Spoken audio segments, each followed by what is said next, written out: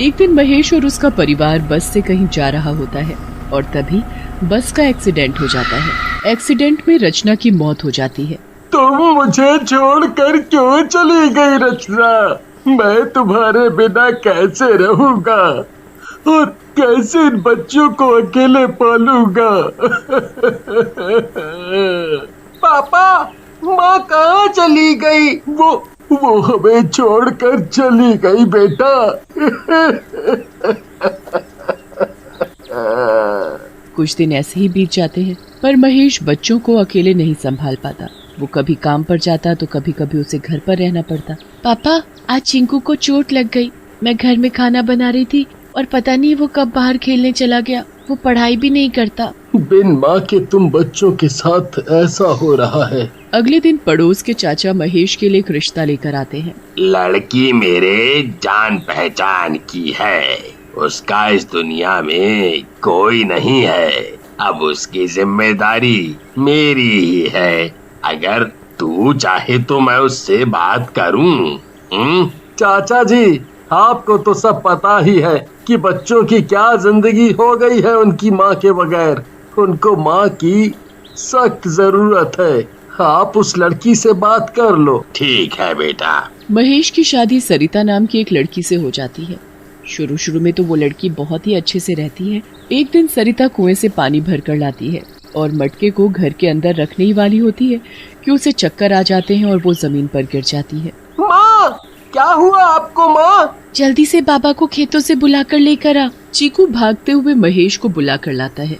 महेश उसके मुंह पर थोड़ा पानी के छींटे डालता है और सरिता को होश आ जाता है। उसके बाद वो सरिता को वैद्य जी के पास लेकर जाता है तो पता चलता है कि सरिता माँ बनने वाली है।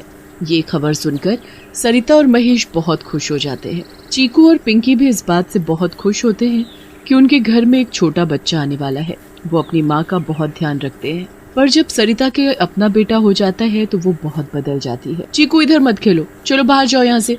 तुमको दिखता नहीं यहाँ छोटा बच्चा सो रहा है, उसे लग जाएगी। माँ, मैं तो चुपचाप बैठकर ही खेल रहा हूँ। मुझसे जुबान लड़ाने की जरूरत नहीं, समझे? चलो निकलो बाहर। रोज रोज सरिता बच्चों को किसी न किसी बात पर डांटती रहती है और उनका बिल्कुल ध्यान नहीं रखती। एक रात सरिता महेश से बात करती है। देखो, मैं इन बच्चों से बड़ी ही परेशान हो गई हूँ। समझ नहीं आता ये दोनों हमेशा मेरे बेटे को क्यों नुकसान पहुँचाने की कोशिश करते हैं। ऐसी बात नहीं है सरिता, वो तो अपने छोटे से भाई को बहुत ही प्यार करते हैं। अरे आपको नहीं पता, आप कौन सा यहाँ रहते हो? वो नहीं चाहते इस घर में कोई और बच्चा रहे। सरिता बड़ी चालाकी से महेश के मन में बच्चों के खिलाफ कड़वी कड़वी बातें भर देती है। महेश भी अपने बच्चों से नफरत करने लगता है और एक दिन वो सरिता की बातों में आकर बच्चों को घर से बाहर निकाल देता है। ऐसे मत करो हमारे साथ, हम कहाँ जाएंगे? हमें मत निकालो। मैं कहीं नहीं जाऊंगा, मुझे यही रहना है मम्मी पापा के साथ।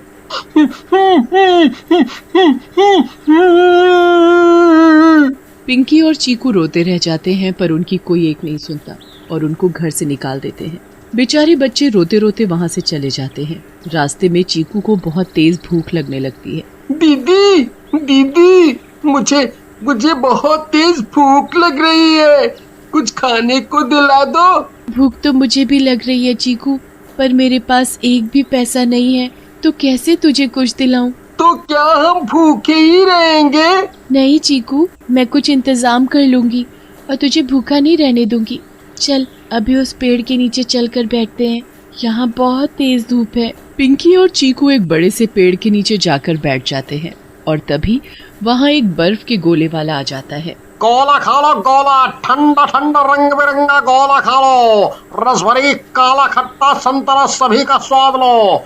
गोला लो, गोला लो, गोल गोल गोला लो। दीदी, मुझे बड़ी प्यास लग रही है, इन अंकल से गोला ही दिलवा दो ना। अभी तुझे बताया ना कि मेरे पास एक भी पैसा नहीं है, फिर भी तू बेकार की जिद कर रहा है। अरे बच्चों, गोला ले लो गोला, बहुत स्वाद है, एक बार खाओगे तो खाते रह जाओगे। नहीं अंकल, हमारे पास पैसे नहीं है। ओह अच्छा। पिंकी और चीकू को वहाँ बैठे बैठे रात हो जाती है। चीकू बेचारा भूखा ही उस पेड़ के नीचे सो जाता है। गोले वाला वहाँ से चला जाता है। आज का दिन तो जैसे तैसे निकल गया, पर कल क्या होगा? हम क्या खाएंगे? अचानक पेड़ से एक आवाज आती है। बच्चों, यहाँ क्या कर रहे हो? मरने आए हो क्या यहाँ? कौन है यहाँ? चुड़ैल पिंकी के सामने आकर खड़ी होती है। चुड़ैल, चीकू जल्दी उठ और भाग यहाँ से। अब कैसे बचकर भाग पाओगे यहाँ से? अब तो तुमको मरना ही पड़ेगा। मारी दो तो अच्छा है, वैसे भी हमें तो मरना ही है। आखिर बिना खाए हम कब तक जिंदा रहेंगे? है लड़की, ये क्या बोले जा रही है? और तू यहाँ इस वक्त क्या कर रही है? और ये लड़का कौन है? पिंकी चुड़ैल को सारी बात बताती है। चुड़ैल तो दोनों बच्चों को मारने वाली होती है, पर पिंकी की कहानी सुनकर तो उसे उन दोनों बच्चों पर दया आ जाती है। ये तो तुम दोनों के साथ बहुत बुरा हुआ। तुम्हारी माँ तो चुड़ैल से भी बुरी है। मैं चुड़ैल होकर भी किसी बच्चे के साथ ऐसे तो नहीं कर सकती जो उसने किया। पर अब क्या कर सकते हैं? अब तो हमारे पास न रहने की जगह है और न खाने को खाना। चुड़ैल और पिंकी की आवाज सुनकर अचानक चीकू उठ जाता है और चुड़ैल को देखकर बुरी तरह चिल्लाने लगता है। डर मत बच्चे, मैं तुझे कुछ नहीं कहूँगी। हाँ चीकू, ये चुड़ैल तो अच्छी चुड़ैल है, ये हमें कुछ नहीं कहेगी। सच में? हाँ बच्चे। चुड़ैल चीकू के पास बैठ जाती है। वो उसके गाल पर हाथ फेरती है और फिर उसके माथे पर चूम कर बोलती है, तुझे बहुत भूख लगी है ना? चल बता तुझे क्या खाना है? मुझे ना वो रंग बिरंगा गोला खाना है। चुड़ैल जादू से 2 गोले बना देती है। वो एक गोला चीकू और एक पिंकी को दे देती है। तुम्हें तो जादू भी आता है? हाँ बच्चों, मुझे जादू आता है और मैं जादू से हजारों गोले ला सकती हूँ। भूलो मत कि मैं एक चुड़ैल हूँ और अब तुम दोनों को परेशान होने की बिल्कुल जरूरत नहीं है। मैं तुम्हें पालूंगी। क्या? पर आप ये सब कैसे करोगे? मैंने कहा ना, मैं जादू से सब ला सकती हूँ। आप जादू से सब ला सकती हो, पर कुछ चीज ऐसी है जो हमें खुद करनी है, वो कोई हमें लाकर नहीं दे सकता। ऐसी कौन सी चीज है? विद्या, पढ़ाई। आप हमें किताबें तो ला दोगे, पर पढ़ना तो हमको ही है और उसके लिए हमें स्कूल जाना पड़ेगा। स्कूल जाने के लिए हमें पैसे चाहिए ताकि हम फीस भर सके। हम दोनों को पढ़ने का बहुत शौक है, हम पढ़ लिख कर कुछ बनना चाहते हैं। ये सब तो मैंने सोचा ही नहीं। आपने हमारे लिए इतना सोचा, वही काफी है। हमारे नसीब में पढ़ना नहीं लिखा तो क्या कर सकते हैं। चुड़ैल इस बात से बड़ी परेशान हो जाती है क्योंकि वो उन बच्चों के लिए कुछ करना चाहती है। वो उन दोनों बच्चों को अपनी गोद में ही सुला लेती है और उन्हें खूब प्यार करती है। बच्चे तो सो जाते हैं, पर चुड़ैल पूरी रात यही सोचती रहती है कि वो पैसे कहाँ से लाए। इन बच्चों की जिंदगी मैं बर्बाद नहीं होने दूंगी, पर समझ नहीं आ रहा पैसे आएंगे तो आएंगे कहाँ से। मैं जादू से चीजें तो ला सकती हूँ पर पैसे नहीं, और मैं किसी के पैसे चुराकर इन बच्चों की पढ़ाई नहीं करवाना चाहती। चुड़ैल इसी के बारे में सोचती रहती है। सुबह हो जाती है और बच्चों के मुंह पर तेज धूप पड़ती है, जिसकी वजह से उनकी आंख खुल जाती है। बच्चे उठते ही उस चुड़ैल को इधर उधर ढूंढने लगते हैं, पर वो कहीं भी दिखाई नहीं देती। उसके बाद वो उस पेड़ पर भी देखते हैं, पर वो वहाँ भी दिखाई नहीं देती। वो चुड़ैल आंटी कहाँ गई दीदी?